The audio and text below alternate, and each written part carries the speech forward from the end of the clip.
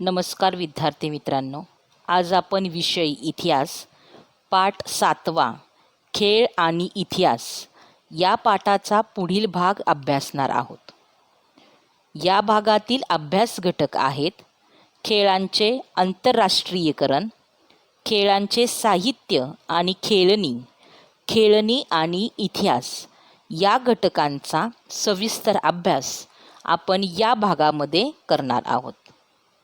सुरुवातीचा जो मुद्दा आहे तो आहे खेळांचे आंतरराष्ट्रीयकरण. 20व्या-21व्या शतकात खेळांचे आंतरराष्ट्रीयकरण झाले. ऑलिम्पिक, एशियाड, ब्रिटिश राष्ट्रकुल, विम्बल्डन यांसारख्या स्पर्धांमधून खेळल्या जाणाऱ्या क्रिकेट, फुटबॉल, लॉन टेनिस सामन्यांचे थेट प्रक्षेपण दूरदर्शन व अन्य वाहिन्यांवरून जगभर एकाच वेळी केले जाते. ज्या देशांचा त्या खेळात काही सहभाग नाही असे प्रेक्षकसुद्धा त्या खेळाचा आनंद घेत असतात. उदाहरणार्थ, क्रिकेट विश्वचषक स्पर्धेत भारत अंतिम फेरीत पोहोचल्यावर जगभरातील प्रेक्षकांनी तो सामना पाहिला. या जगभराच्या प्रेक्षकांनी खेळाचे अर्थकारणच बदलून टाकले आहे. हौशी खेळाडू शिकण्यासाठी सामने बघतात, प्रेक्षक मनोरंजनासाठी बघतात, कंपन्या जाहिरातीची संधी म्हणून सामन्याकडे बघतात, प्रेक्षकांना सामने समजावून देण्यासाठी निवृत्त खेळाडू येतात. तुम्हाला याच्यावर असा प्रश्न येतो, सध्याच्या काळात खेळाचे अर्थकारण बदललेले आहे. सध्याच्या काळात खेळाचे अर्थकारण बदललेले आहे.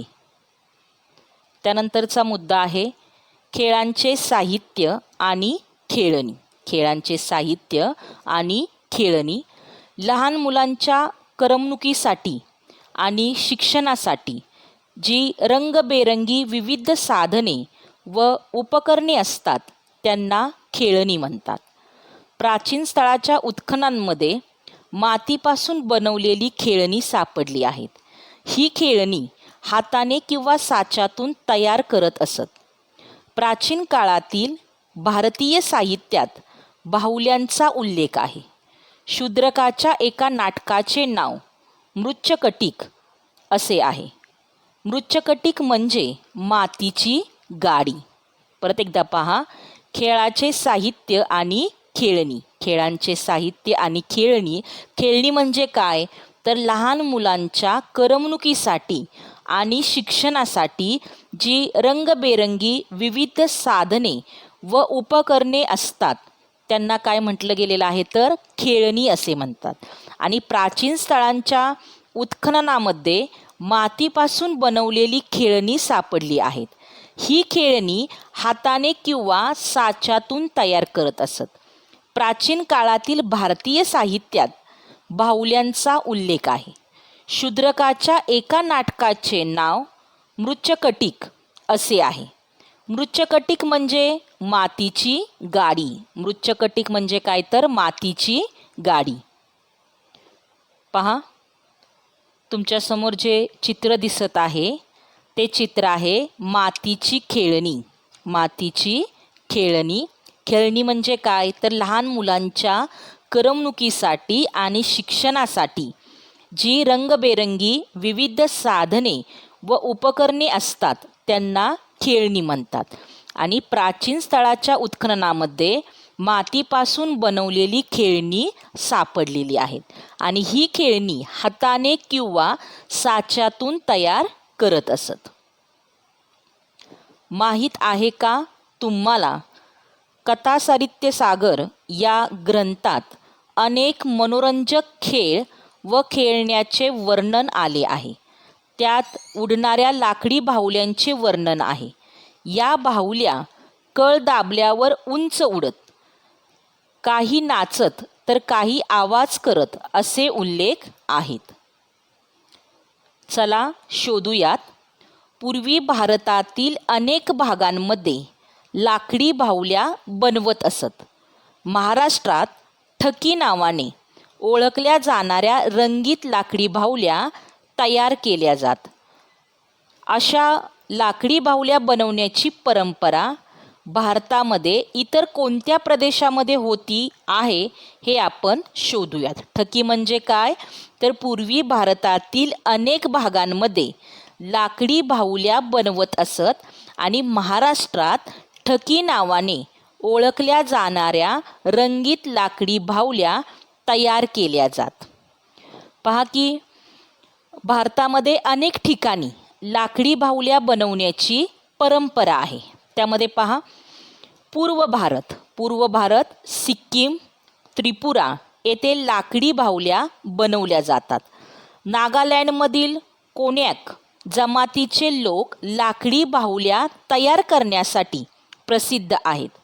ओरिसा येथील लोकपरंपरा व शास्त्रीय स्वरूपातील बाहुल्या बनवल्या जात असून या बाहुल्या त्यांच्या सौंदर्यमूल्याकरता प्रसिद्ध आहेत. ओरिसातील पुरी, कटक, संबळपूर, खंदपार इत्यादी ठिकाणी बाहुल्या बनवल्या जात असून पुरी येथील बाहुल्या निर्मितीला शतकांची परंपरा आहे. तसेच पहा की उत्तर भारत काश्मीरमध्ये अक्रोडाच्या लाकडापासून बाहुल्या बनवल्या जातात. अक्रोडाचे लाकूड मऊ असल्याने यावर कोरीव काम करणे सोपे जाते. तसेच अक्रोडाच्या फांद्यांच्या लाकडांचा रंग फिक्कट तर खोडाच्या लाकडाचा रंग गडद असल्याने त्या छटानुसार बाहुल्या तयार केल्या जातात. तसेच पहा की मध्य प्रदेशातील बस्तर जिल्ह्यातील बदाई व मुरिया जमातीच्या लोकांनी लाकडी बाहुल्या व इतर कलावस्तू तयार करण्याची परंपरा जपली आहे. त्यानंतर पहा की पश्चिम भारत, राजस्थान व गुजरातमध्येही लाकडी बाहुल्या तयार करण्याची परंपरा आहे. महाराष्ट्रातील सिंधुदुर्ग जिल्ह्यातील सावंतवाडी हे ठिकाण लाकडी खेळण्यांकरता प्रसिद्ध आहे. येथे वेगवेगळ्या प्रकारच्या लाकडी बाहुल्याही तयार केल्या जातात. त्यानंतर पहा दक्षिण भारत, तामिळनाडूमधील मथुराई, आंध्र प्रदेशातील तिरुपती, कर्नाटक या ठिकाणी लाकडी बाहुल्या तयार केल्या जातात. तिरुपती येथील रक्तचंदनापासून तयार केलेली रक्तबाहुली प्रसिद्ध आहे.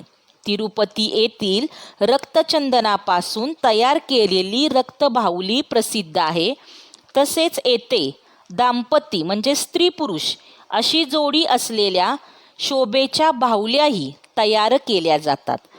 कर्नाटकमधील चंदनाची बाहुलीही विशेष प्रसिद्ध आहे. म्हणजेच भारताच्या कोणकोणत्या प्रदेशामध्ये बाहुल्या तयार केल्या जातात, तर पूर्व भारत, उत्तर भारत, मध्य भारत, पश्चिम भारत आणि दक्षिण भारत. त्यानंतरचा मुद्दा आहे खेळणी आणि इतिहास. खेळण्यांमधून इतिहास आणि तंत्रज्ञानाची प्रगती यावर प्रकाश पडतो. धार्मिक आणि सांस्कृतिक परंपरा समजतात. महाराष्ट्रात दिवाळीत किल्ले करण्याची मोठी परंपरा आहे. या मातीच्या किल्ल्यांवर छत्रपती शिवाजी महाराज आणि त्यांचे सहकारी यांच्या प्रतिमा ठेवतात.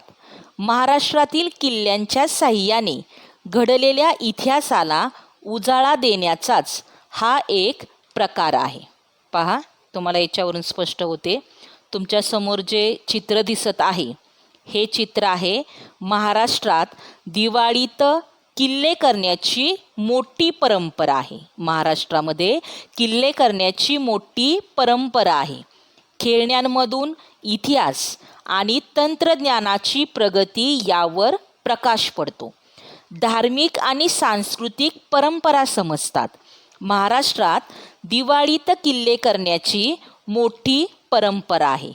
या मातीच्या किल्ल्यांवर छत्रपती शिवाजी महाराज आणि त्यांचे सहकारी यांच्या प्रतिमा ठेवतात.